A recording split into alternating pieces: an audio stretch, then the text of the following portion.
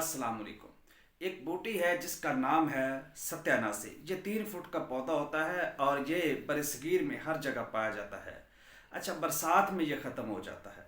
ये कब होता है? जब गंदम का सीज़न होता है ना, जब गंदम उगती है उसके साथ साथ ये भी अपने साइज़ में बढ़ता है। जितना गंदम का साइज़ होता है इतना ही कि थोड़ा सा फ़र्क होता है कि बड़ा हो, इतना ही ये होता है और हर जगह पे पाया जाता है।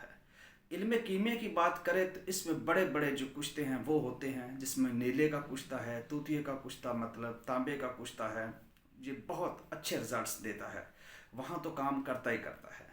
अगर खुराकी तौर पर बात की जाए तो अगर इसका अर्क निकाल लिया जाए, इसका पानी निकाल लिया जाए सत्यानाशी का, तो जितनी भी मोहलिक खारिश हो उसको ये रफ़ा करता है, उसको दूर करता है।